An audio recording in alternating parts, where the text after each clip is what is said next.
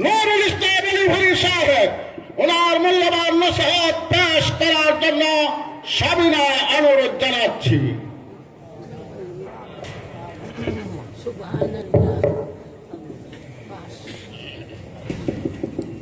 الحمد لله نحمده ونستعينه ونستغفره ونؤمن به ونتوكل عليه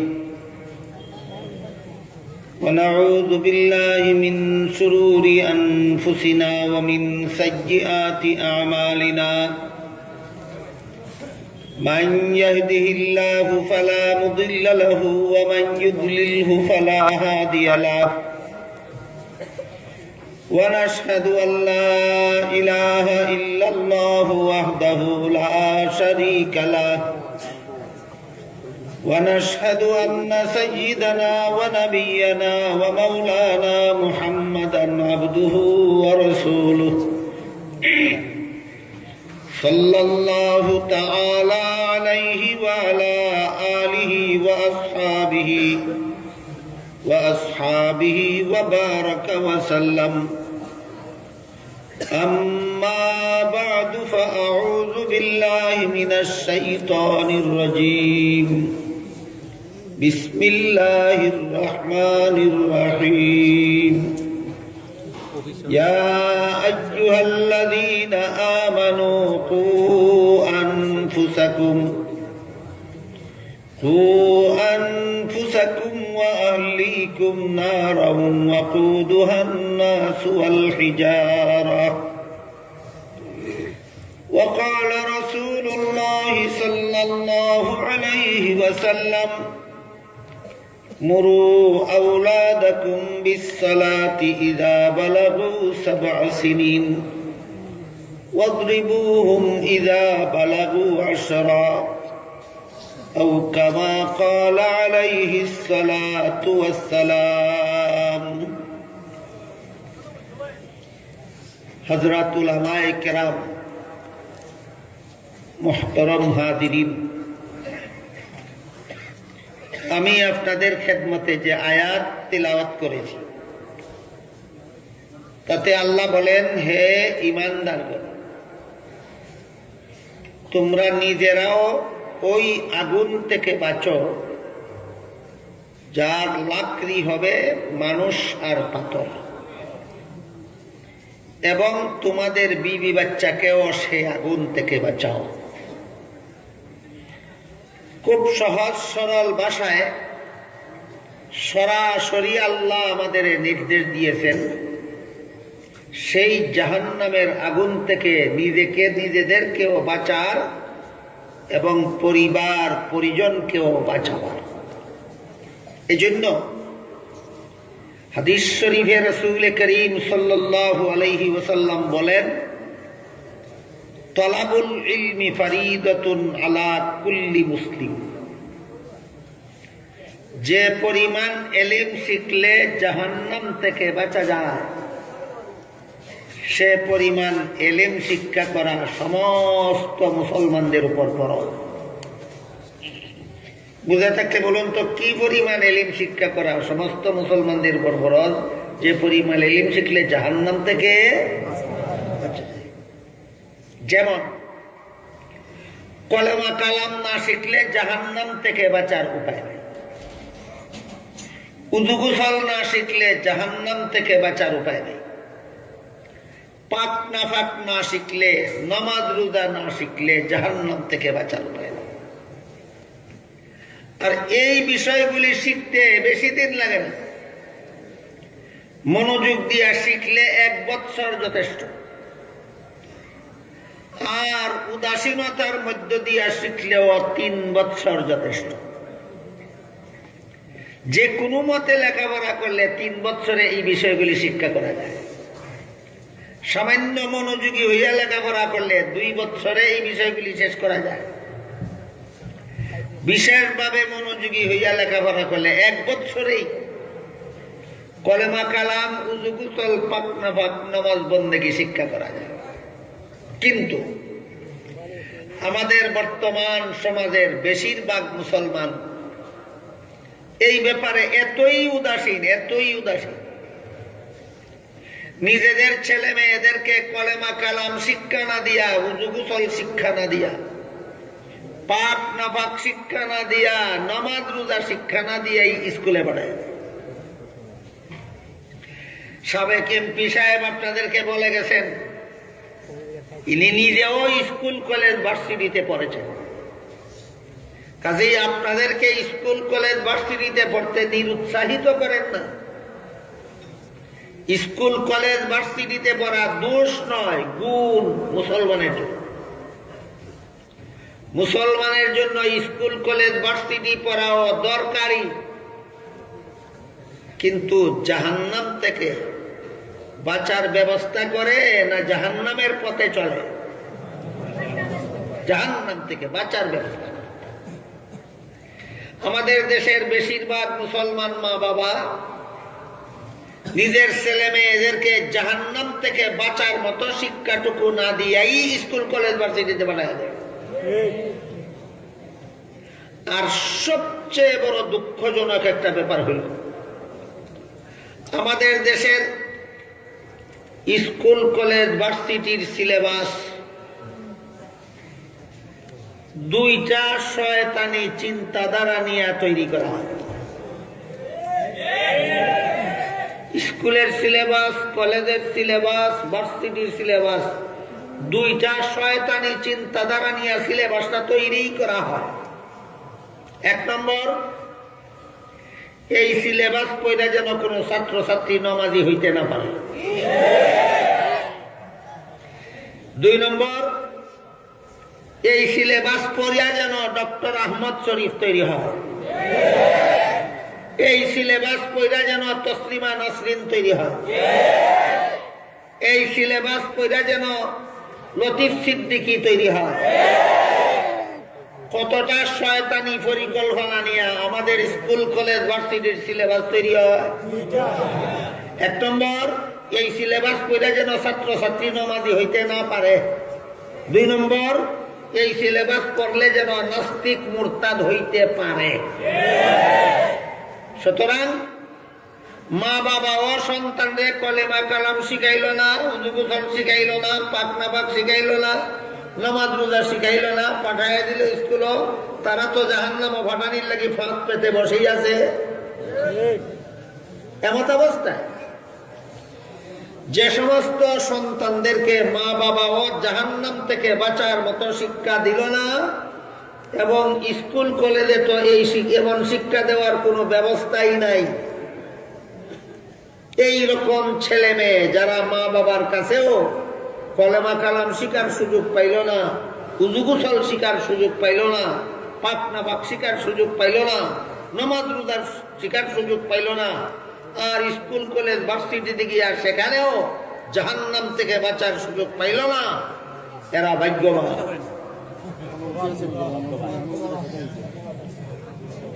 না কপাল পুরা? এই সমস্ত কপাল পুরাদেরকে জাহান্নাম থেকে বাঁচাবার মতো দরদি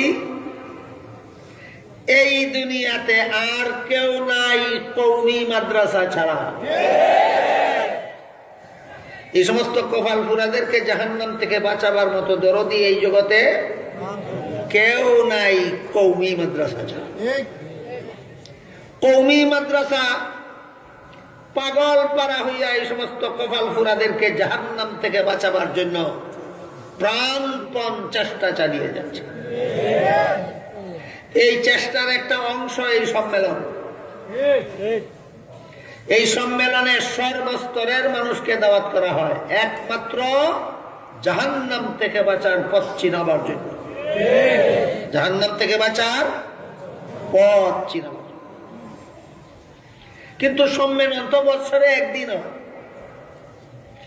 বৎসরে একদিন সম্মেলনে আসলো, ওয়াজ শুনলো, বুঝে গেল উযু গোসল না শিখলে, নামাজ রোজা না করলে, হালাল হারাম না মানলে জাহান্নাম থেকে বাঁচা যাবে না। গরো গিয়া যদি দেখে একজনেও নামাজ পড়ে না, স্কুলে গিয়া যদি দেখে একজনেও নামাজ পড়ে না, কলেজ ভার্সিটিতে গিয়া যদি দেখে তার সঙ্গী সাথীরাও নামাজ পড়ে না, শিক্ষকরাও নামাজ পড়ে না, একদিনের ওয়াজ কোন কাজে লাগবো? সারা রাত্রের কুয়াশায় যেমন গাছের পাতা ভিজে আর সকালবেলা সূর্য উদয়ের সাথে সাথে শুকায় যায়, তেমনি ভাবে একদিনের সারা রাতের ওয়াজে অন্তরটা তৈরি হবে জাহান্নাম থেকে বাঁচার জন্য। ঘরে গিয়া যখন দেখবো একজনেও নামাজ পড়ে না, সূর্যের আলো লাগলে যেমন কুয়াশার ভানি শুকাইয়া যায়, এদের অন্তরটা যে সারা রাত্রে ভিজছিল আবার সাথে সাথে শুকাইয়া যায়। এদেরকে আবার জাহান্নাম থেকে বাঁচার ব্যবস্থা করেছে কওমি মাদ্রাসা। সেটা হলো 12 মাস কৃষি কাজ করো বাধা নাই, 12 মাস ব্যবসা করো বাধা নাই, 12 মাস চাকরি করো বাধা নাই, 12 মাস স্কুল কলেজ ভার্সিটিতে বড় বাধা নাই। বৎসর 40 দিনের ফাঁক কইরা ছুটি নিয়া তবলিগের চিল্লায় চলে যাও। একদিনের কুয়াশার পানির মতো নয়, 40 দিনের বৃষ্টির মতো বর্ষণ হবে তোমার অন্তরে। তোমার কলেমা শিক্ষা দিয়া ছাড়বে, উযু গোসল শিক্ষা দিয়া ছাড়বে, পাক নাফাক শিক্ষা দিয়া ছাড়বে, নমাজি বানাইয়া ছাড়বে।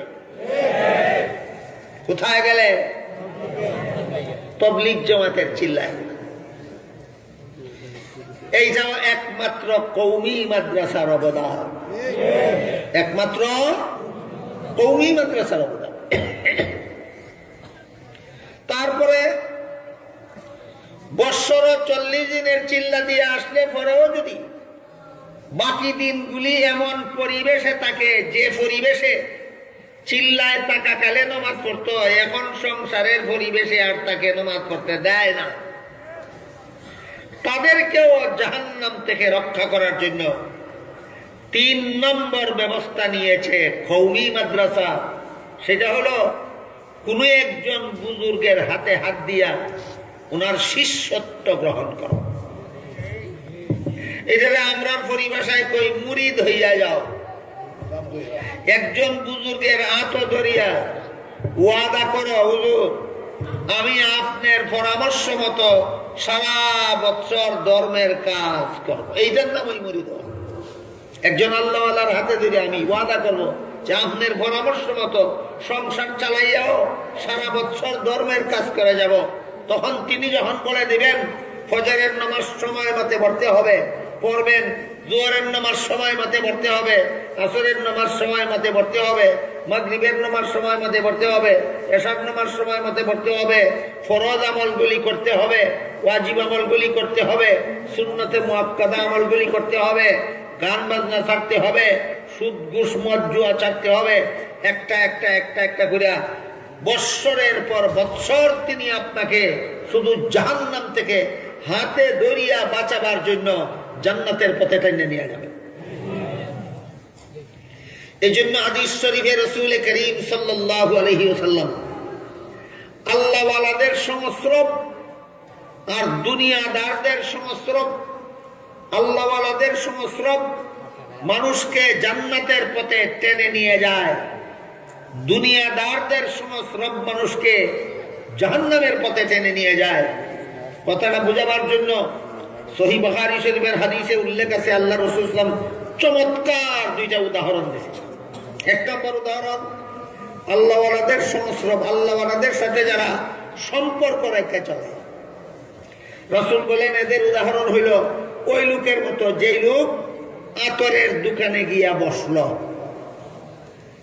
পয়সা খরচ করে আতর কিনলো না, দোকানদারেও তারে কিছু আতর মাগনা লাগাইয়া দিল না।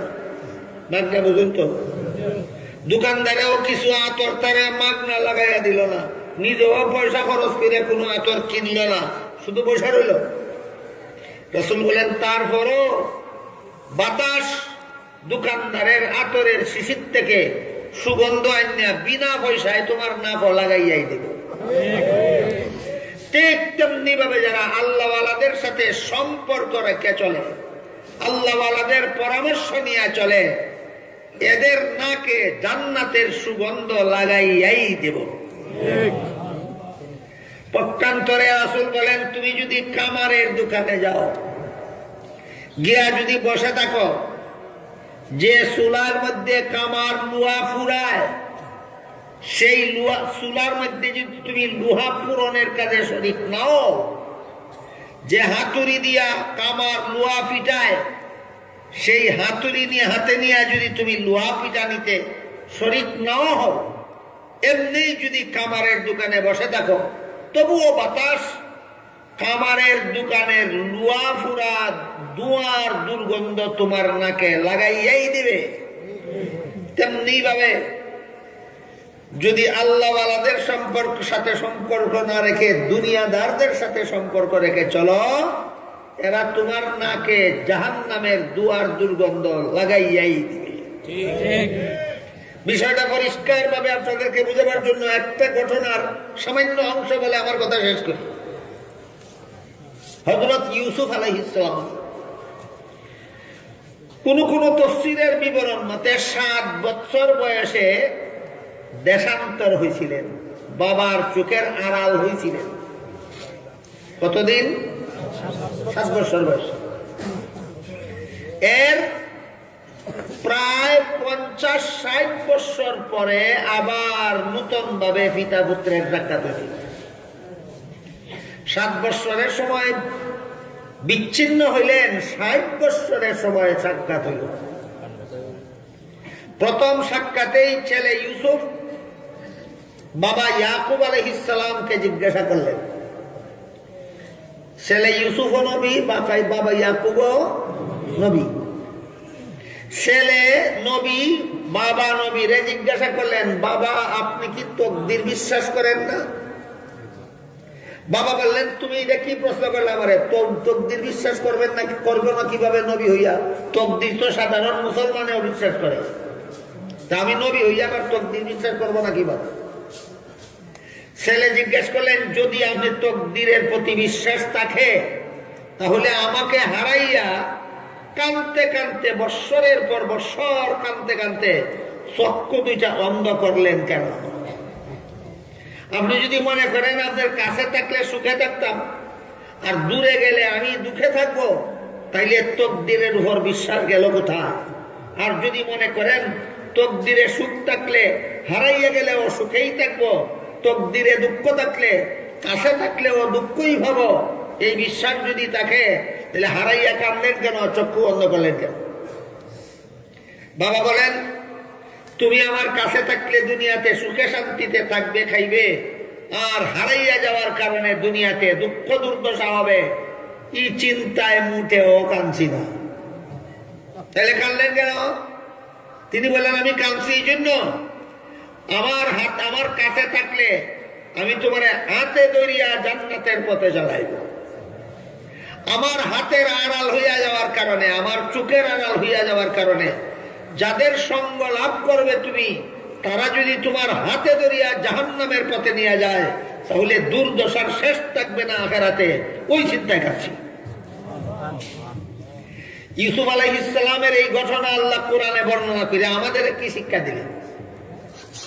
আমাদের শিক্ষা দিলেন, তোমাদের কলিজার টুকরা বাচ্চারা কার সাথে খেলতে দিছ খবর নিও না, কার সাথে পড়তে দিছ খোঁজ খবর নেওয়ার দরকার নাই, কার সাথে চলতে দিছ খোঁজ খবর নেওয়ার দরকার নাই।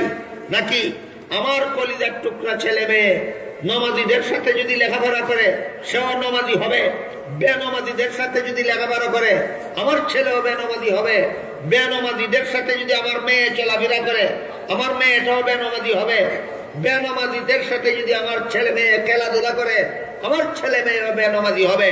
এই সমাজের কজন মুসলমানের খবর আছে আমার ছেলেকে আমার মেয়েকে তাদের সাথে চলতে দিলাম, তাদের সাথে খেলতে দিলাম, তাদের সাথে পড়তে দিলাম, ওরা যদি জাহান্নামের পথের যাত্রী হয়ে থাকে আমার কলিজার টুকরা সন্তানকেও জাহান্নামের পথে নিয়ে যাবে। আমার ছেলে মেয়েকে জাহান্নাম থেকে রক্ষা করার জন্য বেনমাজিদের সাথে খেলতে দিতে পারি না, বেনমাজিদের সাথে চলতে দিতে পারি না, বেনমাজিদের সাথে লেখাপড়া করতে দিতে পারি না। এইরকম সচেতন মুসলমানের যথেষ্ট অভাব আছে এই সমাজে।